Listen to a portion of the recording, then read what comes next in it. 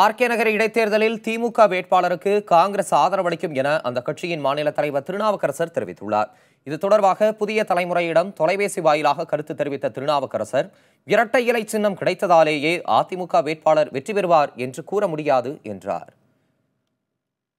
எங்களுக்கு தான் சாதகமா இருக்கும். நிச்சயமா எங்களுடைய கூட்டணி வேட்பாளர் திமுக வேட்பாளர் போட்டியிடுவார். அதிகமான வாக்கு வித்தியாசத்தில் காங்கிரஸ் ஆதரவோடு திமுக வேட்பாளர் எங்களுடைய கூட்டணி வேட்பாளர் வெற்றி பெறுவார்.